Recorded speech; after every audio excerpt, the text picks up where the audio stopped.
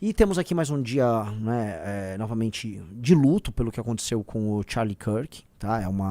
Volto a colocar, foi um evento, um ocorrido terrível, terrível não só para a direita, mas e não só para quem trata de política, não. É um evento que demonstra, desculpa colocar nesses termos, a vitória de uma determinada sensibilidade, que é a sensibilidade violenta das esquerdas. A partir do momento que as esquerdas validaram a ideia de que eles podem matar alguém e depois zombar, que é o que aconteceu, tá? Grandes figuras das esquerdas no mundo todo resolveram tirar sarro do ocorrido. A gente tem que começar a virar uma chave. E eu acho que essa virada de chave está acontecendo nas redes sociais. Eu estou vendo coisas, assim, muito boas acontecerem, tá? Eu vi hoje um perfil que sempre nos ataca, às vezes reclama, não, o MBL não foi solidário comigo. Tá, cara, não tô tratando disso. O Esquerda na Net, que é um perfil, acho que é um rapaz ANCAP, ele falou, cara, olha só, não concordo com o Renan não gosta de mim, mas é o seguinte, cara, se é pra ir contra esses esquerdistas que basicamente querem validar a nossa morte, eu me alio, e eu acho que é um pensamento certo, não é um pensamento que a maior parte da militância da direita brasileira vai seguir, mas eu tenho uma premissa, me tratou com respeito, vou tratar com respeito de volta. Então, se esse perfil nos tratar com respeito, eu vou tratar isso com respeito de volta. E é muito fácil lidar com a gente nesses termos, e eu acho que essa é uma ideia bacana pra gente trazer e todo mundo trabalhar e todos nós cultivarmos, tá? Os caras não precisam concordar conosco, não precisa votar na gente nas eleições. Agora, neste enfrentamento a um conjunto de ideias que validam a morte dos nossos, aí, cara, você desculpa, aí tem que blocar. Aí tem que blocar. A gente vai discordar em muita coisa com o restante da direita. Não concordo com as candidaturas deles, não concordo com a idolatria que existe ao Bolsonaro, não concordo com um monte de coisa. Agora, enfrentar crime organizado e enfrentar a esquerda deveria ser, e me parece ser um consenso geral, ainda mais na forma como as coisas estão. Eu acho que a gente vai ver o aumento da violência política sim no Brasil. Eu acho que a resposta do crime organizado contra o que nós, especificamente nós, estamos fazendo, iniciado com a Amanda, com o Perante Lula, essa resposta lá ainda virá, e eu espero que a gente consiga mitigar isso. Estou falando isso porque nós temos que começar a nos proteger, e eu acho que isso está bem claro para todo mundo. Eu acho que as esquerdas estão há anos naturalizando o discurso de que todos nós somos fascistas, nazistas, etc. E não só a esquerda. Não só a esquerda. Eu queria ver como é que dorme um vagabundo como o youtuber lá, o Nando Moura, que fica tentando com mentiras construir a ideia de que, por exemplo, nós somos um grupo de nazistas. É isso que ele quer. E vai ter que se explicar. Esse vai ter que se explicar e terá trabalho para se explicar. Mas porque no fundo, né, como ele não é homem, dele mesmo faz o que ele, no âmago, no coraçãozinho dele, sonha, porque no fundo o Nando Moura gosta de nos eliminar, né? Não matar, ele gosta que a gente deixasse de existir, igual vocês tinham que sumir com o Arthur, ele queria que o Arthur desaparecesse, então ele quer, no fundo, às vezes ele quer, com as ações dele, terceirizar, né, o trabalho, né? Me parece que às vezes é isso que um sujeito desse quer, mas não só ele, a esquerda toda, né, fica jogando no ar, né? Olha só, o sujeito é execrável, o sujeito é terrível, o sujeito tem que morrer. E aí vai um maluco, e o maluco vai e mata. Ontem a gente achou que foi um militante trans com uma banda lá que fez isso, né? O pessoal do 4chan tinha descoberto, mas não, agora descobriram realmente quem foi o assassino. Foi um rapaz oriundo de uma família de republicanos. Esse rapaz, cujo pai tem, não sei se é missionário ou reverendo, alguma coisa assim. O pai dele foi, se não militar, ele foi policial.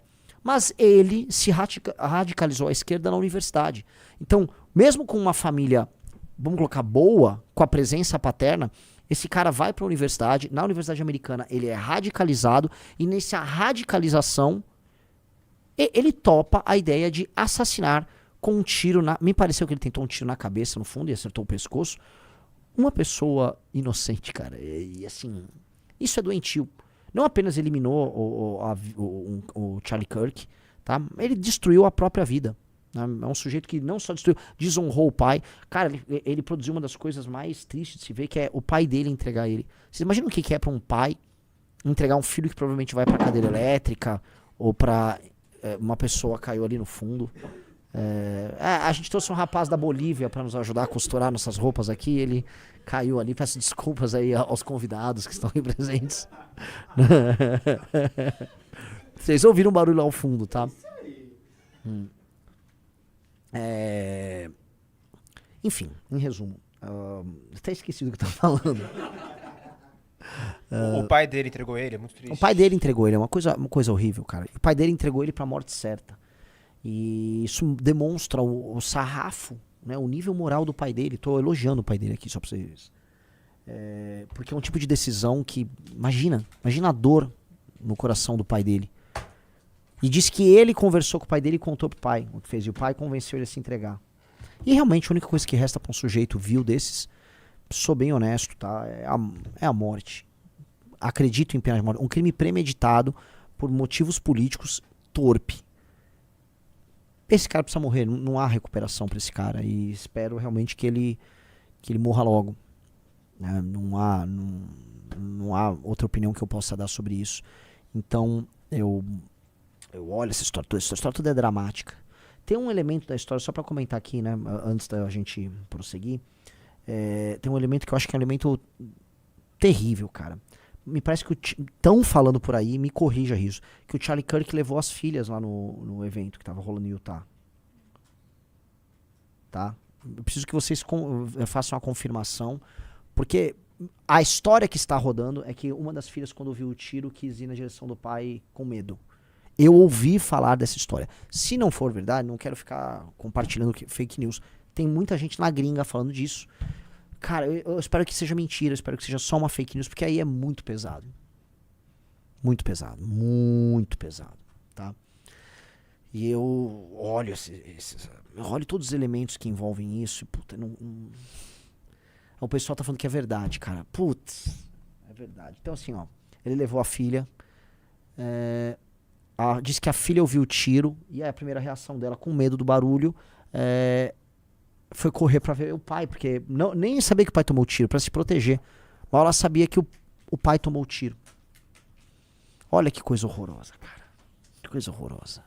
Por isso que, assim, a gente tem que ter uma discussão, e acho que a direita começou a ter essa discussão, e essa discussão não pode ficar no campo do meme, sobre a criminalização do discurso de esquerda. E é isso que nós precisamos falar.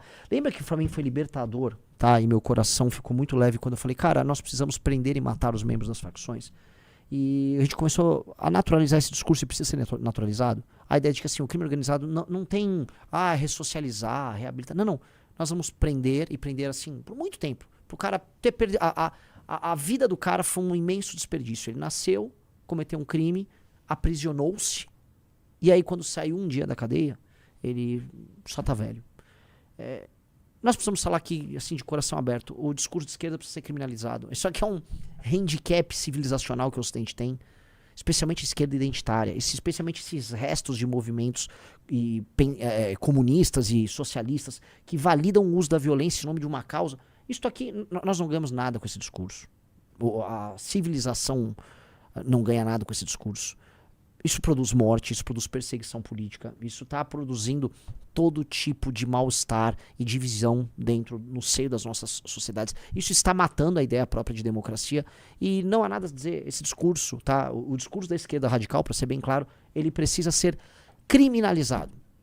Mas existe o PCB, quer continuar existindo, muda o programa. Tem um prazo, altera o programa, altera o estatuto, tá? E se pregar isso aí, cara, partido é dissolvido. É proibido pregar o nazismo, é proibido pregar o comunismo.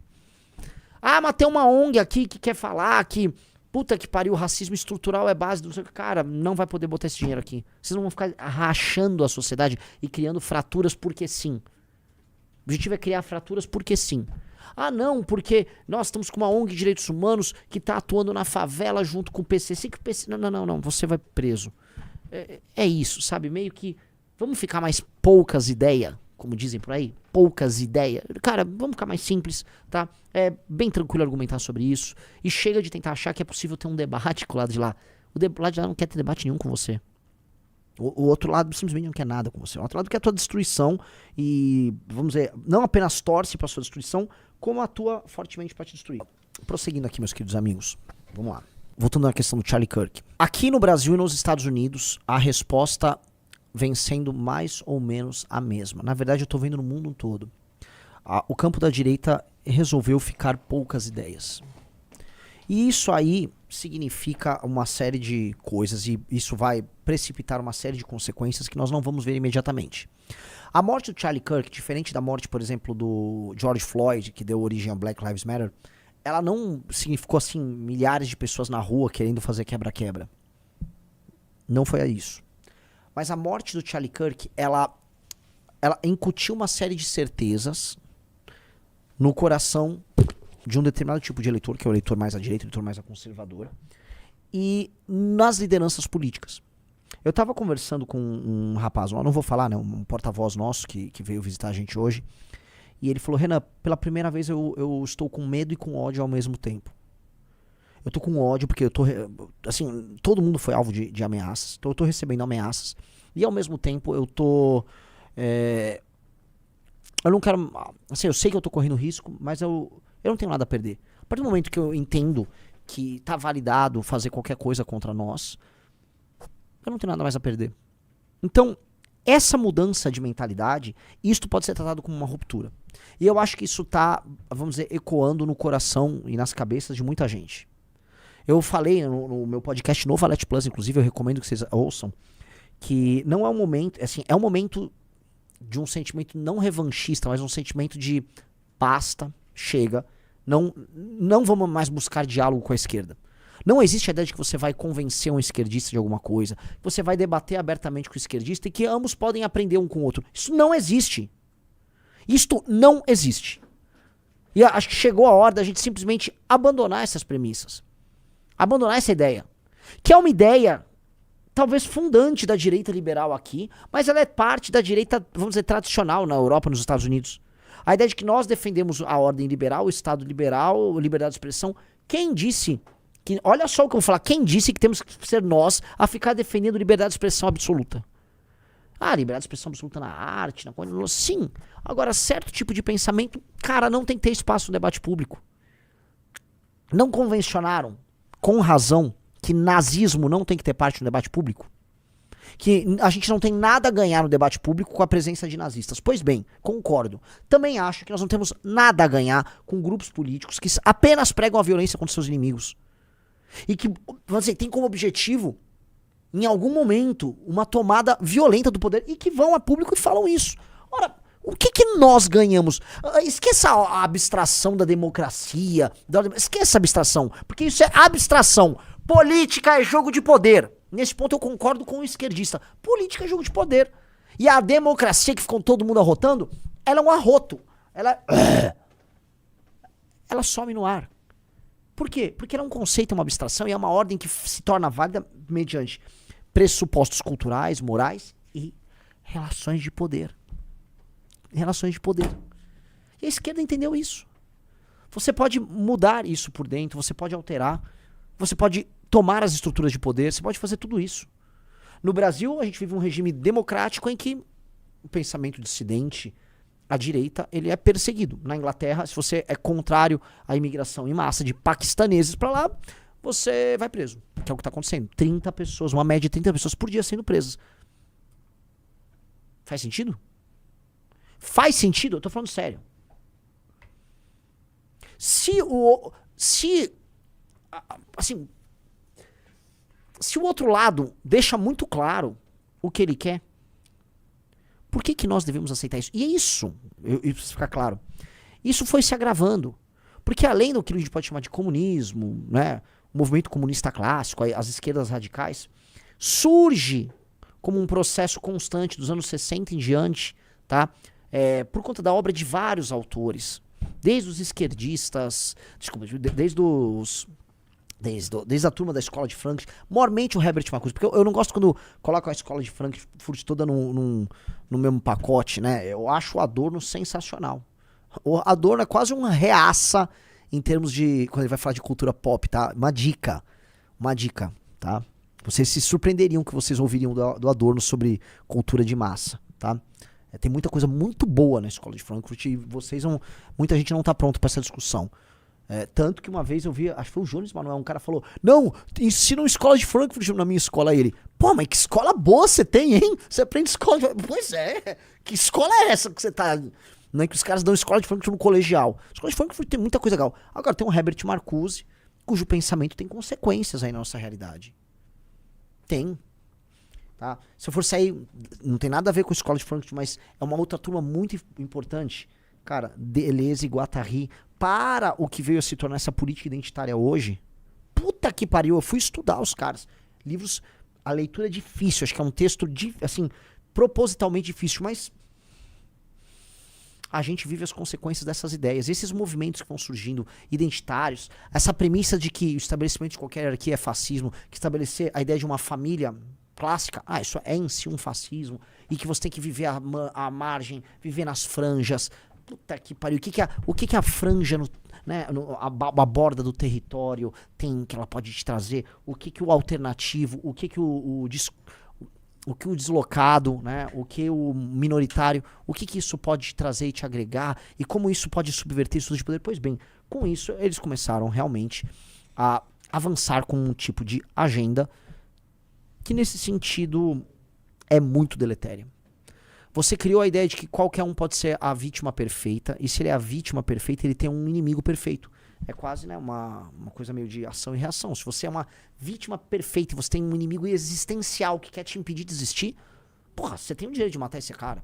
É o que eu mostrei, por exemplo, daquela senhora, uma senhora negra que foi colocada ali nos stories do Black Lives Matter, em que eles justificavam um assassinato na prática daquela moça, uma ucraniana lá, a Irina, né, porque o opressor tem direito, o oprimido tem direito de atacar o opressor e foda-se. Porque, né, você leva uma pessoa para um nível de histeria com isso que é bizarro. E aí você vai isso para questões feministas, trans, imigrantes, tudo isso. Né, o que é minoritário passa a ter uma licença poética para muita coisa. E mais, a lei te protege porque a lei começa a aceitar isso.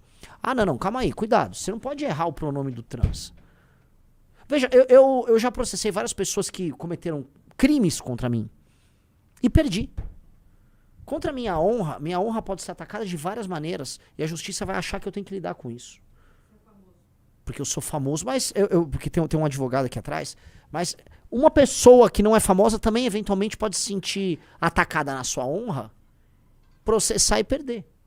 Vou dar um exemplo, um sujeito pode chegar para um pai que é um bom pai e falar: você é um merda, você cuida mal dos teus filhos e tal. E fala: pô, ele atingiu minha honra para algo que é muito importante para mim. E aí ele eventualmente processa a pessoa e perde. Agora, uma pessoa erra um pronome com uma pessoa que mudou de sexo, puta que você vai preso. Calma aí. A honra de um pai de família está num estágio menor do que a identidade de um trans. Você me desculpa, isso é loucura. Não está.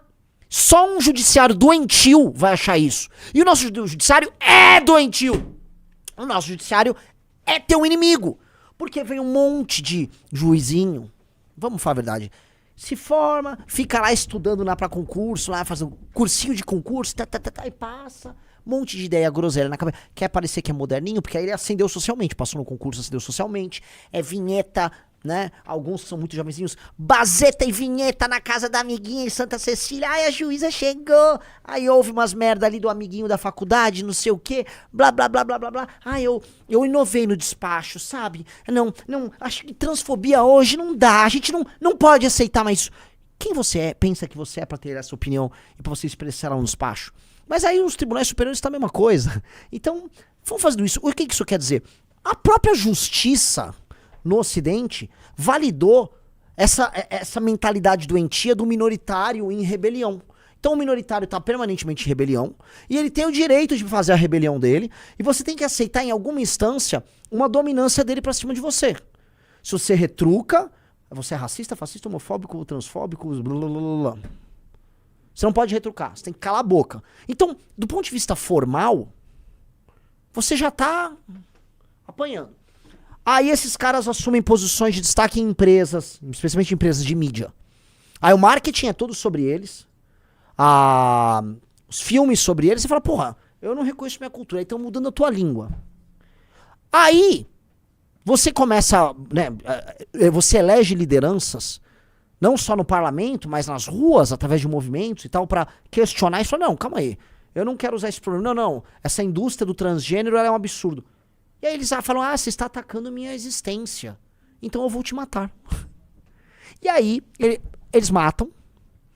E aí a imprensa e outros vão tentar justificar a morte, que é isso que esses caras querem fazer, justificar a morte. E passa a querer justificar essa morte. Caralho!